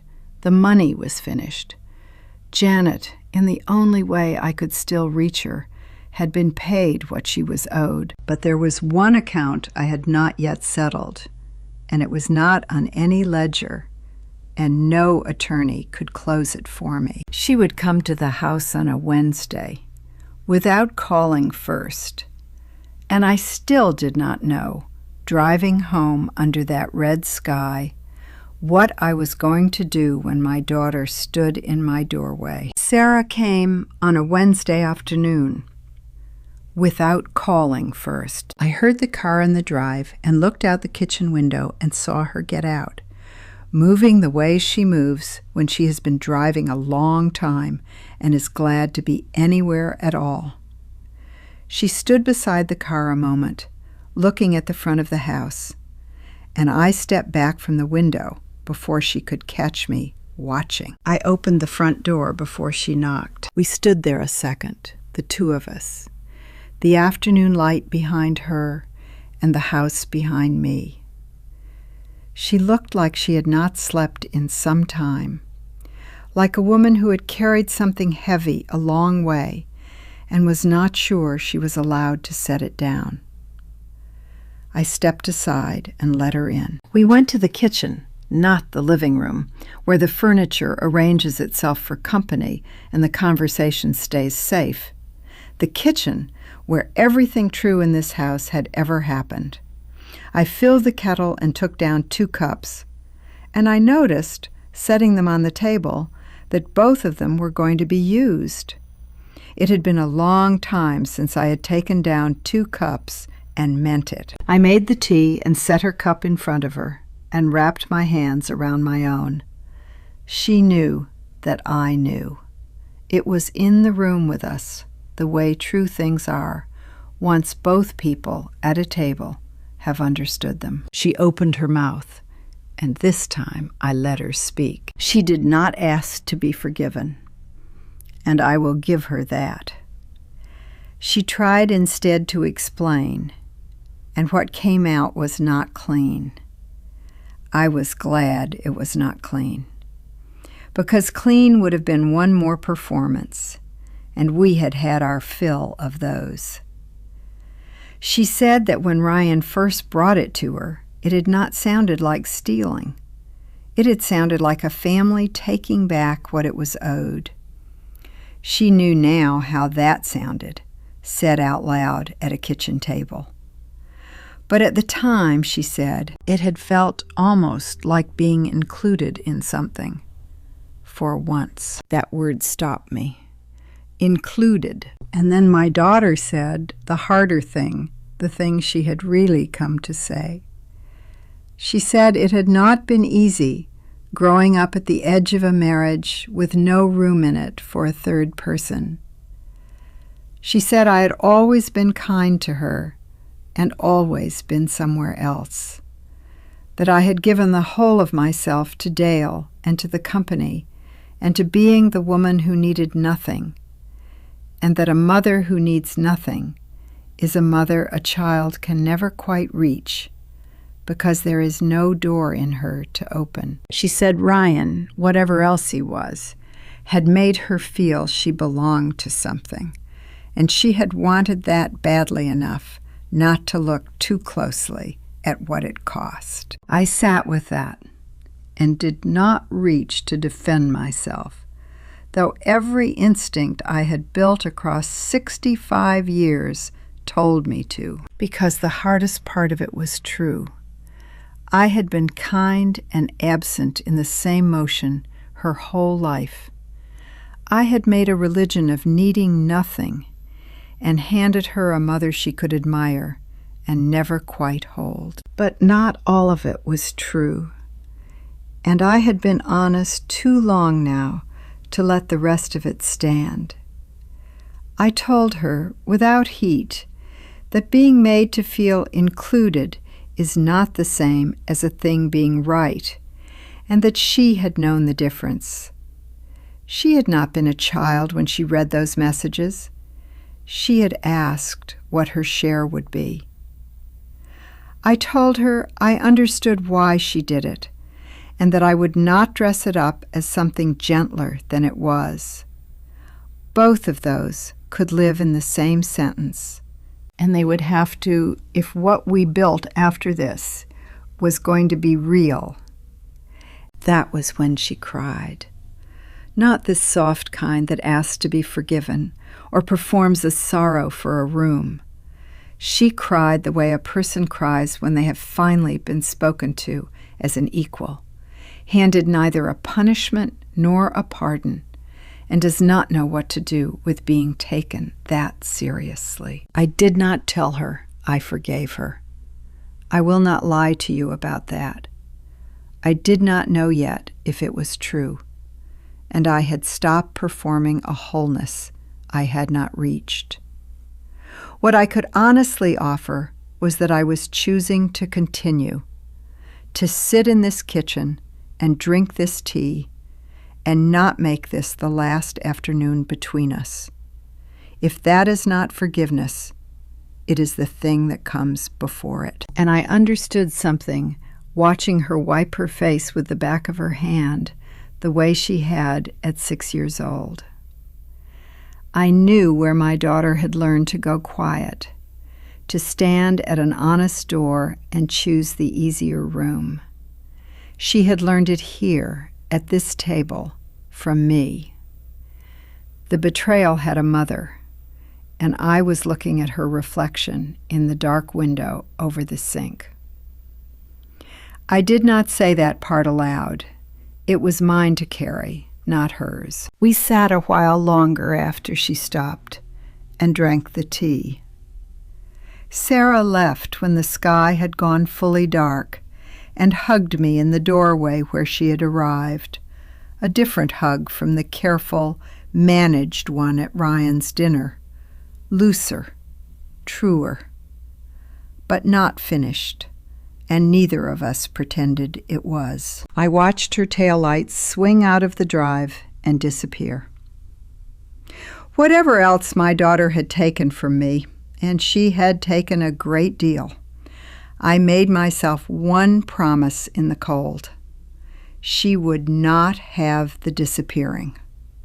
Whatever else she kept, not that. I went back inside and rinsed the 2 cups and set them in the rack, side by side, and stood a moment in the quiet of my own house before I went up. 3 months after the board meeting, on a Tuesday morning in early spring, Warren Hale set a document in front of me, and I signed it. There was no ceremony, no gathering of the staff, no announcement in the trade papers, none of the things people attach to a moment to make it feel as large as it is. There was a table, 2 chairs, and a certified copy of the amended ownership of Callaway Records, with my name typed in the proper field. Warren's assistant notarized it, and that was that. I drove to the office and parked in the corner of the back lot, the spot I had used for 35 years, and went in through the side door. There was no nameplate on the door, and I had not added one. The answer to 38 years of being invisible was not a small rectangle of engraved metal.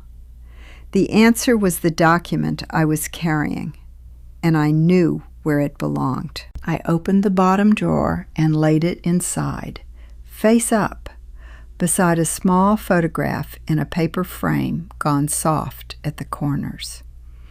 It was from the first year Dale and I opened the company, the 2 of us in the original studio, looking at a piece of equipment that had just arrived. Dale is pointing at something, in the middle of saying a thing I can no longer hear, but that mattered to him very much. I am looking at him, and I am laughing. I looked at it a while, then closed the drawer and went back to work. Ryan had not been in touch. I knew through Warren that a federal inquiry had opened into the Meridian transactions, though not at my urging. The bank's own compliance review had flagged the money, the way those systems are built to, and it had gone from there. I made a deliberate choice not to follow it. It was no longer my fight, and watching it move gave me none of the satisfaction a person might expect. Whatever was coming for Ryan now would come from machinery built for exactly that, grinding slow and without mercy. And underneath my relief, there was a quieter thing that felt almost like mourning. He was still, after everything, the boy from the studio. I had not entirely forgotten that, even now. But there was one thing I did do that spring, and I have told no one until now. I wrote Ryan a letter, not about the theft and not about the company, about his mother. I wrote that he had been right about the one thing that mattered most, that Janet had been cheated, that a wrong had been done to her that no court ever named, and that I was sorry to have lived on the far side of it for so long without knowing. I told him I had put something in her name. I told him that if he ever wanted to sit at a table and talk about his mother, not lawyers, not Meridian, only his mother, the door was open and would stay open. I did not hear back. Weeks went by, and then months, and the silence became its own answer. I had handed him the one thing I had left to offer that was not a weapon, and he had let it lie where it fell. I have thought a great deal about that silence, because it taught me something about the foundation I had been quietly proud of. It is an easy thing, in the end, to write a check to a stranger. A stranger takes it gladly and calls you good. The hard repair, the only one that might have meant something close to enough, was with the one person who had the standing to refuse me, and he did refuse me. Money given to the willing costs you nothing you will truly miss. It was the unwilling account, the one I could not force open, that stayed unpaid. I have stopped pretending the rest of it closed the book. The Janet Callaway Foundation received its first application in the second week of February. The woman was 34, a single mother of 2, who had been writing songs in Nashville for 11 years and had come within reach of a publishing deal twice, only to watch it dissolve both times. She was working 3 part-time jobs and writing in the hours between after the children were down. The need was plain, and the work was real. I read the file one evening, approved it before I left, and told no one. It was a good thing to do. I let it be good, without letting it be more than it was. Sarah called every week. The calls were not long, 15 or 20 minutes, sometimes less. She did not call to revisit the kitchen. She called to tell me ordinary things, a book she was reading, something at her work, a movie she thought I might like. They were the calls a person makes when they want you to know they are still there. I answered every one. On a Friday in late March, I went down to the original recording studio on the ground floor, the room Dale and I had built in 1988. The equipment had been replaced many times, and almost nothing of the original remained but the room itself, and the particular way sound sits inside the silence of a well-built studio. I sat in the producer's chair and put on a session from 1989, one of the first albums the label ever made. It was not famous. It made no one's name. It was only the sound of people in a room trying to make something as good as they could with what they had in front of them. I sat and listened and did not reach for my phone or think about the schedule. And the room held the sound the way a room holds a thing left in it long enough, with something that is not quite memory, but sits close beside it. I listened all the way through. Then I turned off the console and went back up the stairs into the rest of my life. I woke at 5:47 in the morning, the same time I have woken for 38 years, through habit, and through whatever it is in the body that keeps time, even when you would rather it did not. I lay on my back a while and looked at the ceiling. The room was quiet. The house was quiet. Nashville, outside the window, was in that particular state of early morning that lives between the end of night and the start of the city's ordinary noise, when the first light has arrived but has not yet decided to commit to anything. I got up and went to the kitchen. This is the part I have to get right, because the distance between what I did this morning and what I did on the morning I first went back to the office is small in what it looks like and enormous in everything else. I reached into the cabinet and took down 1 cup, not 2, 1. I have been doing this for some months now, and I will be honest with you. There are still mornings when my hand goes for the 2nd cup before my mind has caught up, out of a habit 38 years deep. But this was not one of those mornings. This morning I took down one cup knowing it was one, and I let the second place on the counter stay empty.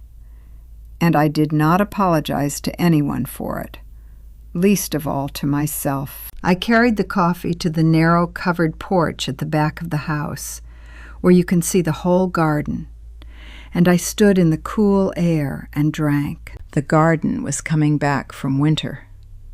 The rose bed Dale used to tend was showing its first green of the season, small, tight leaves pushing out of canes that had looked bare and beaten all through January and February. I had not pruned those roses myself.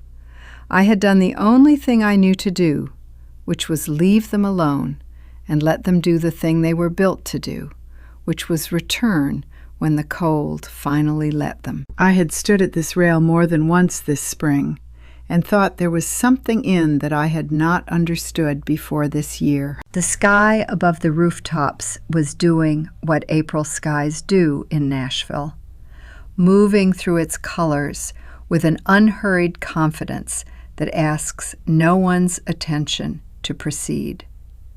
Gray, then a pale blue, then the particular lit quality that comes in the 20 minutes before the sun shows itself at the edge of the world. I thought about Dale. There was no anger in it. Anger was where I started. In the months after I found the papers from 1987, but it was not where I stayed. The anger was real, and it was earned, and I let myself feel all of it. And then it turned into something else. Not forgiveness, not in the clean, finished way the word pretends to mean.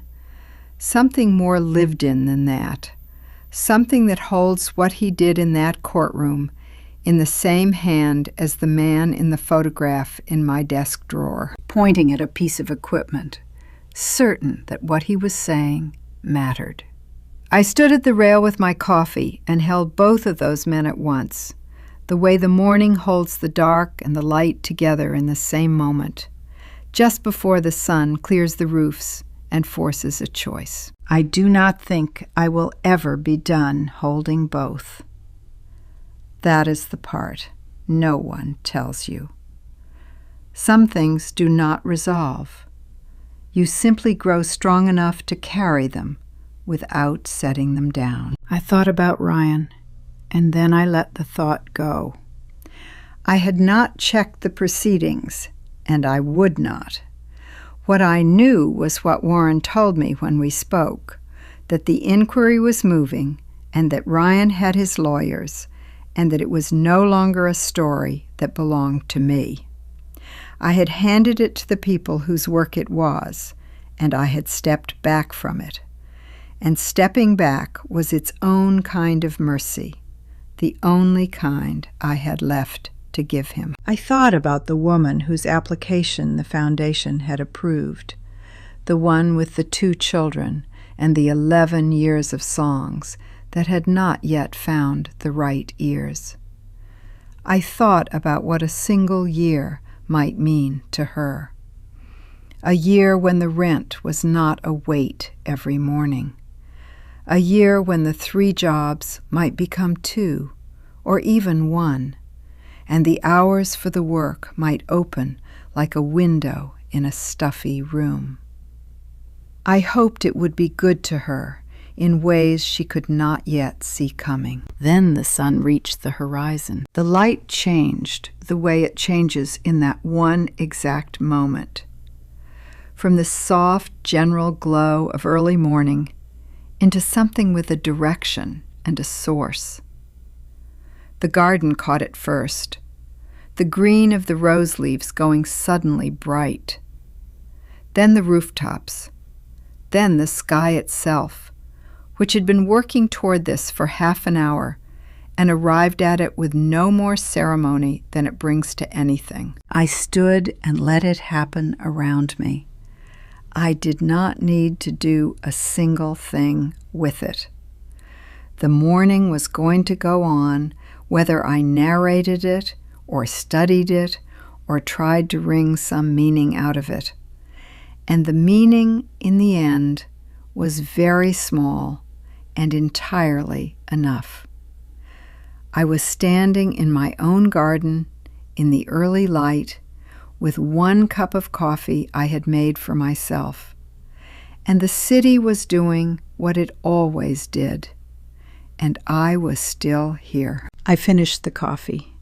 The cup was warm until it was not. I went back inside. There were things the last 2 years had taught me, things I had carried a long way and never once tried to say out loud to another living soul. I thought that morning that it was finally time. I am going to speak to you directly for a while now, because the last 2 years have asked that of me, and I am learning, late, not to refuse what is asked. I do not speak because my account is the right one for every person who hears it, but because I spent most of my life keeping the important things to myself, and I am done with that. I will not give you a list of lessons. I distrust people who keep a tidy lesson for everything, and I have earned the right to distrust them because I used to be one in my own quiet way, the kind who keeps the peace and calls the keeping wisdom. So I will only tell you the few things that turned out to be true, and let you do with them what you will. The first is about love, because I had it wrong for a long time. I stood behind Dale for 38 years and called the standing behind love, and some of it was the part where I worked without my name on anything because I wanted the thing we were building to live.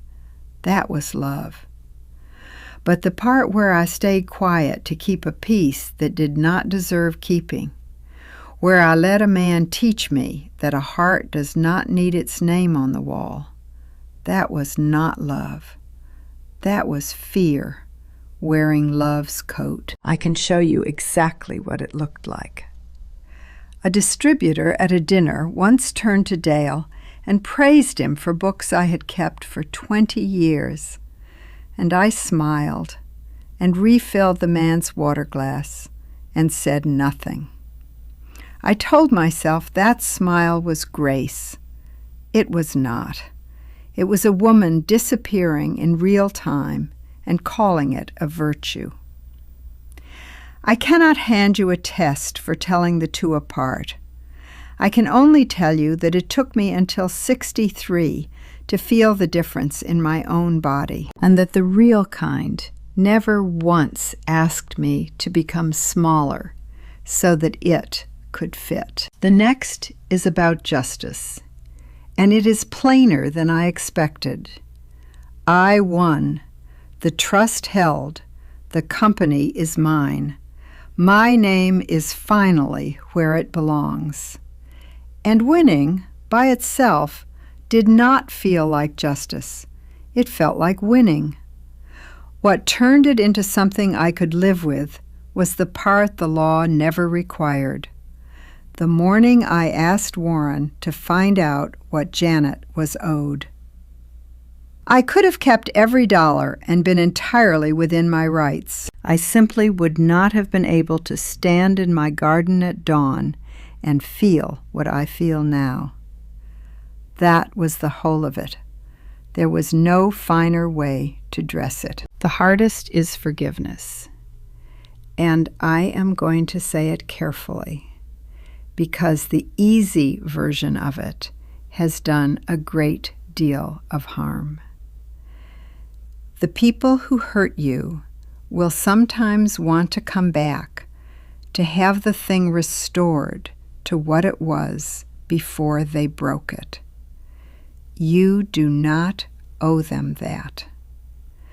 I opened a door for Ryan in a boardroom, and he did not walk through it. I wrote him a letter about his mother, and he did not answer it. I have set him down anyway, not for his sake, but for my own, so that I am not made to carry the weight of his choices in my own chest for whatever years I have left. You can set a person down without picking yourself back up and handing yourself to them. Those are not the same act, and only one of them is ever required of you. And then there is Sarah, which is not a lesson at all, only a thing that is still happening. We are still finding out what we are to each other. The afternoon in the kitchen did not fix it. It started something, which is a smaller and more honest thing than fixing. What I have learned is that the people we love can choose badly, sometimes at our expense, without turning into our enemies, and that the question is never whether to love them in spite of their worst. The question is whether we can hold the whole of a person the way we would beg to be held ourselves. I am not capable of a perfect love. I think the two of us are willing to try for the real kind, which is messier and offers less comfort and lasts longer. One more thing, and it is the one I would keep if you made me give back all the rest. I am 65 years old. The world has many opinions about what that is meant to mean. How much room a woman my age should take. How much time she has left for anything that matters. I spent 64 years accommodating those opinions without once noticing I was doing it. I am not interested in accommodating them anymore. If there is one thing I would want you to carry out of all of this, it is not what I did or how I did it. It is the plain fact that I did it at 65.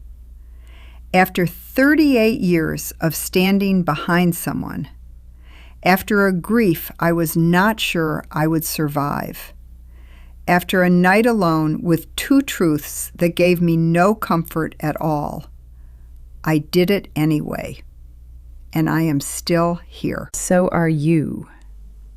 Whatever brought you to this story, whatever you are carrying this morning, whatever choice you have been setting down because you are not sure you are still the kind of person who makes choices like that, I want to tell you that you are. The time has not passed. The only question is what you do with the morning you still have. That is what I wanted to say to you. But I am not quite finished, and I will not leave you with only the bright part, because that would be its own kind of lie. And I have not lied to you yet. There is a cost I have not told you about. There is one thing all my winning never gave back. So here is the cost. I promised I would not leave you with only the bright half. This is the dark one. I did not come out of this clean. I won the company back and my name back, and those were real. But the $3.1 million that was carried out the back door, I never recovered. It is gone, and it is gone in part because of me.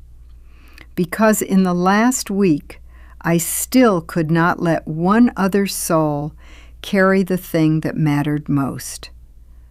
That cost I earned, but it is not the loss I have been holding back to tell you. And that one I did not earn. I lost Dale a second time. The first time, death took his body, and that was a grief I knew how to carry, because the whole world has carried it before me. But the second time was worse, because the second time the truth took the rest of him. For 18 months I had grieved a good man, clean and whole. I had a husband in my memory who had seen me, protected me, loved me in his quiet, broken way. And then I read what he did to Janet in 1987, and I could never hold him whole again. Do you understand what I am telling you? Every memory I own of 38 years now has a shadow standing in the corner of it. The same hand that wrote me that letter and built me a vault no thief could touch had, years before, built the lie that sent a woman into 20 years of counting change. I cannot unknow that. I will carry both of those men to my own grave, the one I adored and the one I am ashamed of, and they will never again be a single person. Death I survived. This is the loss that does not close. I have prayed over it more than I have prayed over anything.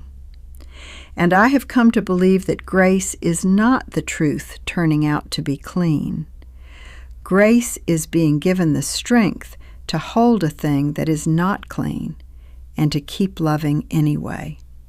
That is the only kind of grace I was offered. I took it. Most mornings, it is enough. And life, as it does, went on around the wound. Callaway Records is running, and I run it the way I always have, except that now my name is where it belongs, and I have stopped apologizing for the room I take up. The Janet Callaway Foundation gave its second grant this month to a woman in East Nashville who writes songs at her kitchen table after her children are asleep. Sarah called yesterday. We talked 20 minutes about nothing at all, and she said she would call again next week. And she has kept that promise every week for months. It is not a whole bridge. It is a plank, and then another, laid down in honesty, which is the only material that holds. The rose bed Dale used to keep is coming in well this spring. I have been thinking I might plant something new along the back wall this year, something that is mine to choose. I have not decided what, but the thinking is the beginning of a thing. I am standing in my kitchen now, the way I was standing in a kitchen when this story began.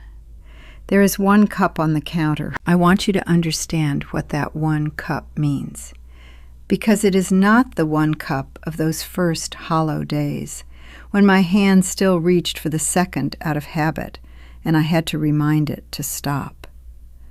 This morning, I took down one cup because it is the one I wanted, with no hesitation at all. Once, making 2 cups every morning was the closest thing to prayer a practical woman like me would allow herself.